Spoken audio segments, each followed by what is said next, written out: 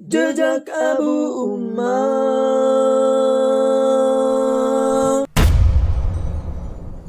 Assalamualaikum warahmatullahi wabarakatuh.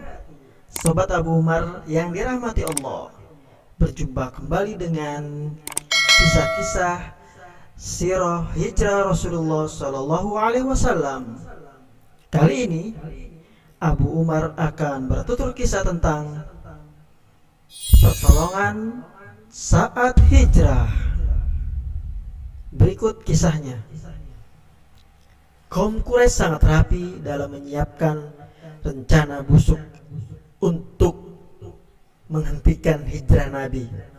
Namun, sekalipun persiapan yang dilakukan oleh kaum Quraisy untuk melaksanakan rencana keji tersebut sedemikian rapinya, namun mereka tetap mengalami kegagalan total. Pada malam itu, Rasulullah berkata kepada Ali bin Abi Thalib, "Tidurlah di tempat tidurku, berselimutlah dengan burdah hijau yang berasal dari Hadramaut milikku ini. Gunakanlah untuk tidurmu. Niscaya tidak akan ada sesuatu pun dari perbuatan mereka yang tidak engkau suka akan menimpamu." Sementara Ali bin Abi Thalib tidur di ranjang beliau, Rasulullah telah berhasil keluar dan menembus barisan-barisan mereka, memungut segenggam tanah dari Al-Bata', lalu menaburkannya di atas kepala mereka. Ketika itu Allah telah mencabut pandangan mereka untuk sementara, sehingga tidak dapat melihat beliau. Sedangkan Rasulullah Shallallahu Alaihi Wasallam membaca firman Allah, "Waj'alna min baini aydihim saddan wa min khalfihim saddan fa'aghshaynahum fahum la yubsirun." Dan kami jadikan di hadapan mereka sekat atau dinding, dan di belakang mereka juga sekat, dan kami tutup mata mereka sehingga mereka tidak dapat melihat. Surat Yasin ayat 9. Sobat Abu Umar, selanjutnya apakah yang terjadi dengan Rasulullah Shallallahu Alaihi Wasallam? Mari kita lanjutkan ya. Tidak ada seorang pun yang terlewatkan. Semuanya beliau taburi tanah di kepalanya. Lantas beliau berlalu menuju rumah Abu Bakar. Kemudian Rasulullah Shallallahu Alaihi Wasallam dan Abu Bakar keluar melalui pintu kecil di belakang rumah Abu Bakar pada malam hari, hingga sampai ke Gua Thur yang terletak di jalan menuju ke arah Yaman. Para pemblokade tetap menunggu hingga tiba pukul 12 malam. Dan menjelang tiba waktu tersebut, tanda-tanda kesia-siaan dan kegagalan sudah nampak bagi mereka.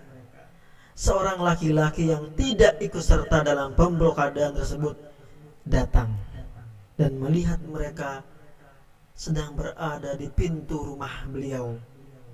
Lalu dia menanyai mereka, "Apa gerangan yang kalian tunggu?" Mereka menjawab, "Muhammad." Dia berkata, "Sungguh telah sia-sia dan merugilah kalian. Demi Allah, dia telah melewati kalian dan menaburkan tanah di atas kepala-kepala kalian, lalu pergi menyelesaikan urusannya." Mereka berkata, "Demi Allah, kami tidak melihatnya." Sambil mereka mengibas-ngibaskan tanah yang menempel di kepala mereka. Akan tetapi mereka penasaran dan mengintip dari celah pintu, lalu melihat Ali. Mereka berkata, "Demi Allah, Sesungguhnya ini adalah Muhammad yang sedang tidur dan masih memakai burdahnya. Mereka pun masih tetap menunggu hingga pagi menjelang. Kemudian Ali bangun dari tempat tidur. Melihat hal ini, mereka langsung menangkap Ali lalu menanyainya perihal Rasulullah. Tetapi Ali menjawab, "Aku tidak mengetahui tentangnya."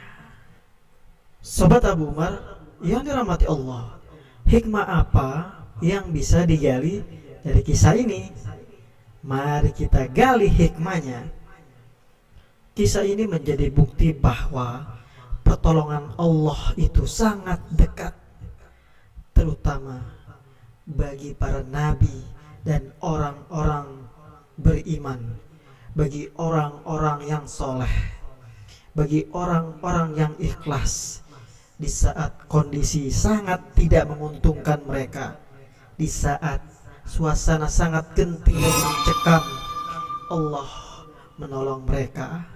Maka kepada sobat Abu Umar, teruslah berjuang untuk berada di jalan yang lurus, di jalan kebaikan, di jalan kebenaran.